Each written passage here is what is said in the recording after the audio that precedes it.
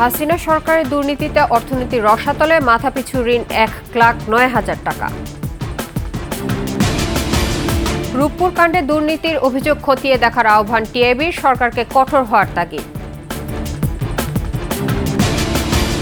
এবং বিতাড়িত গণবিরোধী শক্তিকে আইনের মুখোমুখি করতে হবে, ভিডিও বার্তায় তারেক রহমান।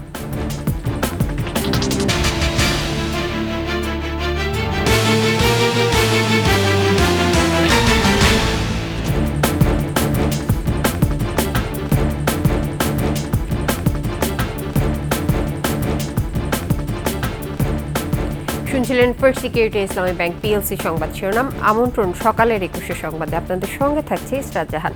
দর্শক, 21 টেলিভিশনের সংবাদ একই সাথে সরাসরি দেখতে পাবেন আমাদের ফেসবুক পেজ www.facebook.com/2124 অনলাইনে। এছাড়াও সাবস্ক্রাইব করতে পারেন www.youtube.com/21etv চ্যানেলে। দেশের প্রতিটি নাগরিকের মাথায় এখন 1,09,000 টাকার ঋণ। এমনকি আজ যে শিশুটি জন্ম নিয়েছে তার নামেও রয়েছে এই পরিমাণ ঋণের বোঝা।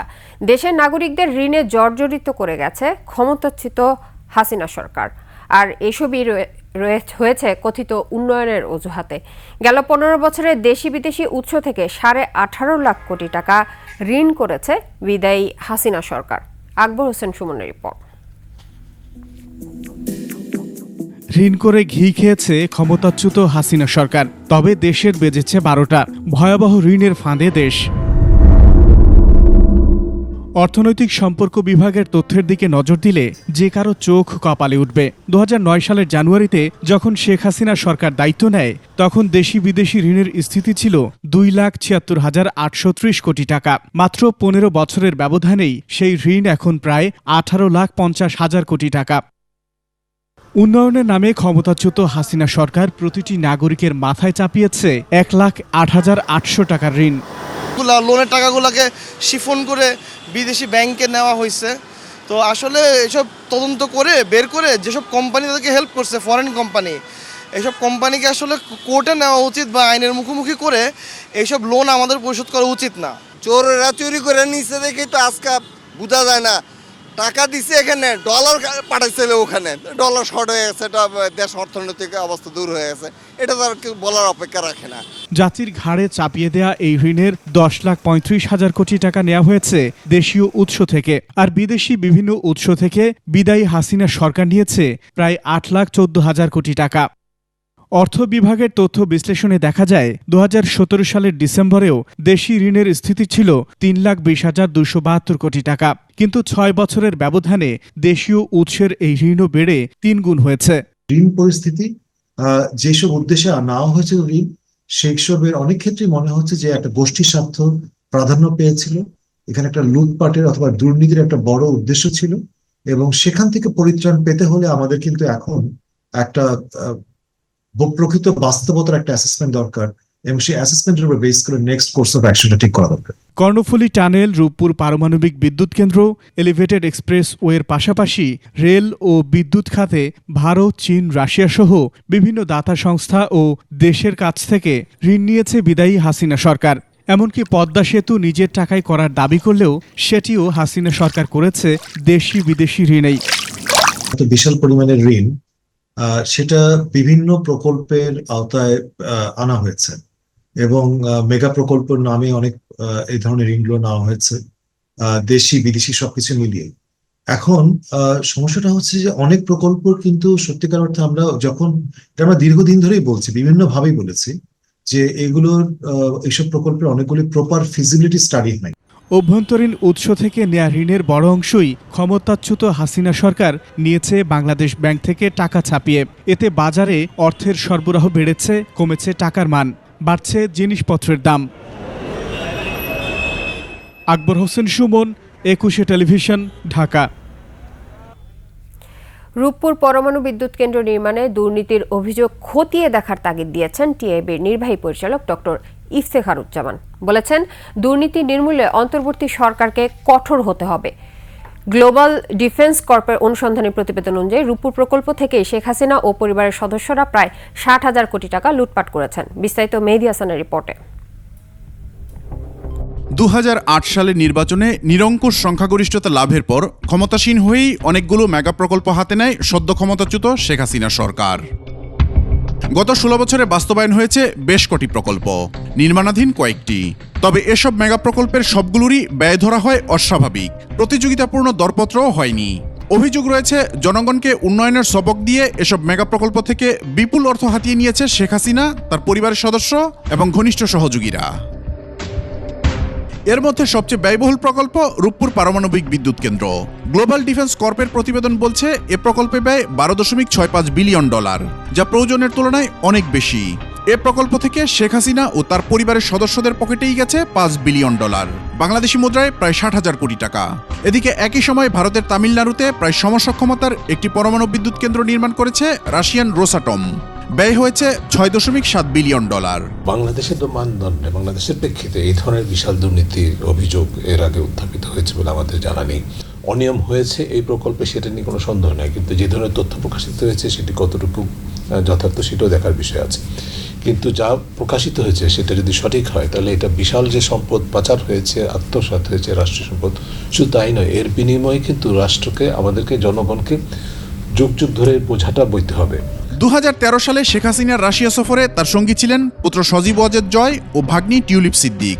দেশটির প্রেসিডেন্ট ভ্লাদিমির পুতিনের সাথে রূপপুর বিদ্যুৎ কেন্দ্র এবং রাশিয়া থেকে $1 বিলিয়ন অস্ত্র ক্রয় চুক্তিতে মধ্যস্থতা করেন tulip Siddique.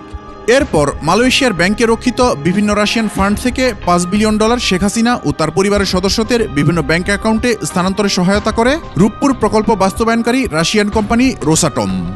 Transparency international Bangladesh টিআইবির নির্বাহী পরিচালক বলছেন, এসব অভিযোগ খতিয়ে দেখা জরুরি। আমাদের এন্টি মানি লন্ডারিং অ্যাক্টের আওতায় এবং আন্তর্জাতিক আইনের আওতায় চিহ্নিত করা সম্ভব কারা সাথে জড়িত ছিলেন এবং পাচারকৃত ফেরত আনা সম্ভব, এবং যারা পাচারের সাথে জড়িত তাদেরকে বিচারের আওতায় আনা সম্ভব। গ্লোবাল ডিফেন্স কর্পের প্রতিবেদন বলছে, আওয়ামী লীগ ক্ষমতায় আসার পরই 2009 সালে প্রচ্ছায়া লিমিটেড নামে একটি ভুয়া কোম্পানি চালু করেন টিউলিপ সিদ্দিক, তার মা শেখ রেহানা ও চাচা তারিক আহমেদ সিদ্দিক। এই কোম্পানির বিভিন্ন অ্যাকাউন্ট ব্যবহার করে যুক্তরাজ্য সহ বিশ্বের বিভিন্ন দেশে অর্থ পাচার করেন তারা। যুক্তরাজ্যে জুনামা ইনভেস্টমেন্ট অ্যান্ড প্রপার্টিজ লিমিটেড নামেও একটি কোম্পানি আছে তাদের। মেহেদি হাসান, 21 টেলিভিশন, ঢাকা। ক্ষমতার পরিবর্তন মানে শুধু রাষ্ট্র ক্ষমতার হাত বদল নয়, বরং রাষ্ট্র ও রাজনীতির গুণগত পরিবর্তন বলে মন্তব্য করেছেন বিএনপি ভারপ্রাপ্ত চেয়ারম্যান তারেক রহমান। গণ অভ্যুত্থানের চেতনা ও লক্ষ্য সুসংহত করতে হলে বিতাড়িত গণবিরোধী শক্তিকে আইনের মুখোমুখি করার পাশাপাশি জনগণের রাজনৈতিক এবং অর্থনৈতিক ক্ষমতায়ন নিশ্চিত করা জরুরি বলেও জানান তারেক রহমান। এদিকে আইনানুগভাবে শেখ হাসিনাকে দেশে ফেরত পাঠাতে ভারতের প্রতি আহ্বান জানিয়েছেন বিএনপি মহাসচিব মির্জা ফখরুল ইসলাম আলমগীর। মাহমুদ হাসানের রিপোর্ট, জানাচ্ছেন মাহতাব মিনহাজ। প্রত্যাশা পূরণের জন্য একটি নিরাপদ এবং মানবিক বাংলাদেশ গড়ার এখনই শ্রেষ্ঠ সময়। লন্ডন থেকে ভিডিও বার্তায় বিএনপির ভারপ্রাপ্ত চেয়ারম্যান তারেক রহমান কথা বলেন দেশের সমসাময়িক বিষয় নিয়ে। রাষ্ট্র, রাজনীতি, ক্ষমতার পরিবর্তন আর গণমাধ্যমের স্বাধীনতার কথা উঠে আসে তারেক রহমানের বার্তায়। হাসিনা দেশটাকে লুটেরার রাষ্ট্রে পরিণত করেছিল। জনগণ দুর্নীতির সেই সব চিত্র প্রতিদিন আপনাদের সংবাদপত্রে, গণমাধ্যমগুলোতে দেখতে চায়। জবাবদিহিমূলক সরকার প্রতিষ্ঠা করার কথা জানিয়ে তারেক রহমান জানান, গণ অভ্যুত্থানের সাফল্য ও উদ্দেশ্য নস্যাৎ করতে সুপরিকল্পিত ষড়যন্ত্র চলছে। বিতাড়িত গণবিরোধী শক্তিকে আইনের মুখোমুখি করার পাশাপাশি জনগণের রাজনৈতিক এবং অর্থনৈতিক ক্ষমতায়ন অত্যন্ত জরুরি। ক্ষমতার পরিবর্তন মানেই আমার কাছে শুধু রাষ্ট্র ক্ষমতার হাতবোতল নয়, ক্ষমতার পরিবর্তন মানে রাষ্ট্র এবং রাজনীতির গুণগত পরিবর্তন। এদিকে রাজধানীর শেরেবাংলা নগরে জিয়াউর রহমানের সমাধিতে দলের স্থায়ী কমিটির নতুন 2 সদস্যকে নিয়ে শ্রদ্ধা জানান বিএনপির মহাসচিব মির্জা ফখরুল ইসলাম আলমগীর। পরে সাংবাদিকদের সঙ্গে কথা বলেন তিনি। তার শাসনামলে এই জাতিকে সে 18 লাখ কোটি টাকার ঋণে আবদ্ধ করে গেছে, পাচার হয়ে গেছে প্রায় $100 বিলিয়ন।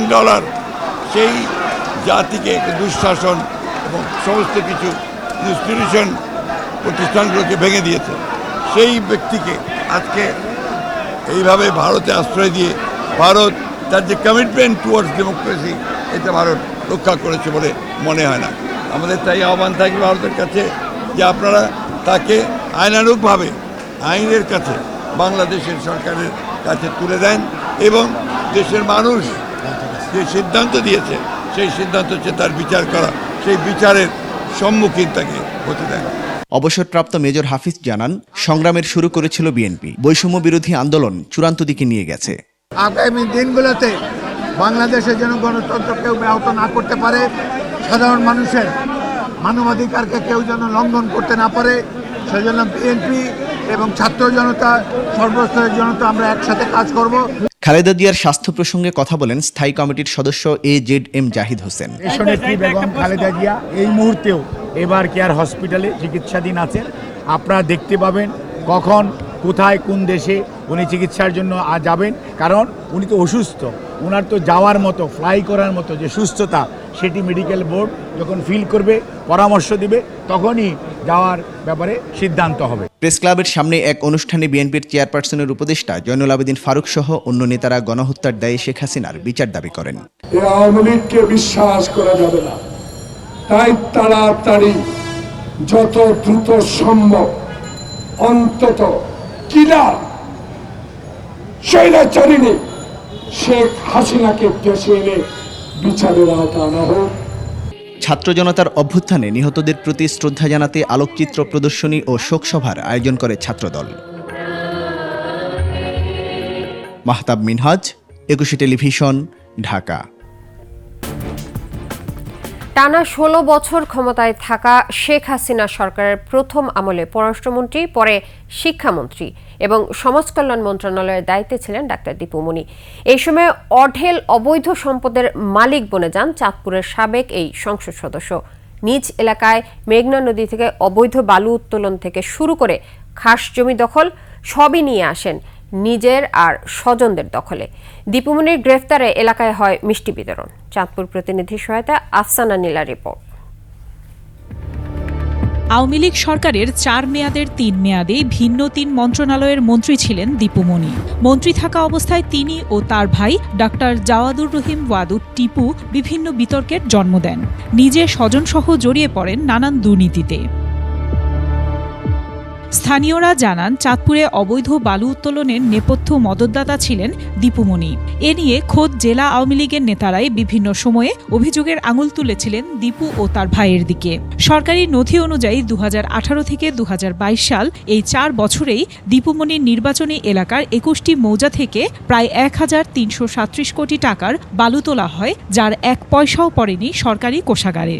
শুধু তাই নয়, 2015 থেকে 2021 সালের মধ্যে দীপু মনি কয়েকটি সরকারি দপ্তরে অন্তত 15টি আধা সরকারি লেটার বা ডিও লেটার লিখেছেন তার পরিবারের সদস্যরা বালুর ব্যবসা চালিয়ে যেতে পারেন সেই জন্যেই।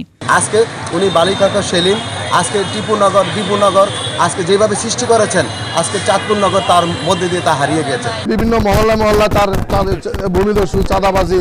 শুধু অবৈধ বালু উত্তোলনই নয়, চাঁদপুর সরকারি বিজ্ঞান ও প্রযুক্তি বিশ্ববিদ্যালয় স্থাপনের জন্য ভূমি অধিগ্রহণের আগেই সেখানে 62.5 একর জমি মৌজা দরের চেয়ে 20 গুণ বেশি দাম দেখিয়ে দলিল করে নেন দীপুমনির ঘনিষ্ঠজন।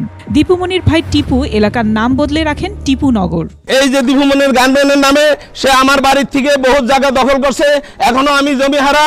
তাদের ত্রাসের রাজত্ব থেকে মুক্ত হতে পেরে দীপু মনির গ্রেফতারের সংবাদে আনন্দ উল্লাস ও এলাকায় মিষ্টি বিতরণ করেছে চাঁদপুরবাসী। আফসানা নীলা, একুশে টেলিভিশন। আর এই সাথে শেষ করছি সকালের 21 সংবাদ। তবে যাবার আগে ফার্স্ট সিকিউরিটি ইসলামী ব্যাংক PLC সংবাদ শিরোনামগুলো আরও একবার। হাসিনা সরকারের দুর্নীতিতে অর্থনীতির রসাতলে, মাথাপিছু ঋণ 1,09,000 টাকা।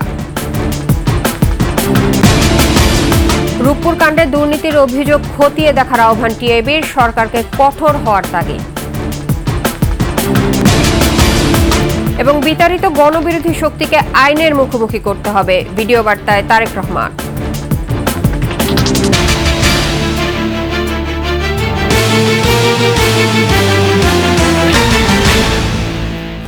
সর্বশেষ সংবাদ জানতে ডায়াল করুন 2021 নম্বরে, আর ভিজিট করুন 21tv.com এই ওয়েবসাইটে। এছাড়াও ফেসবুকে ভিজিট করতে পারেন www.facebook.com/2124 অনলাইনে। এছাড়াও সাবস্ক্রাইব করতে পারেন www.youtube.com/21ETV চ্যানেলে। এতক্ষণ সঙ্গে থাকার জন্য ধন্যবাদ। পরবর্তী সংবাদ সকাল 8টা 55 মিনিটে দেখার আমন্ত্রণ রইল। 21-এর সাথে থাকুন।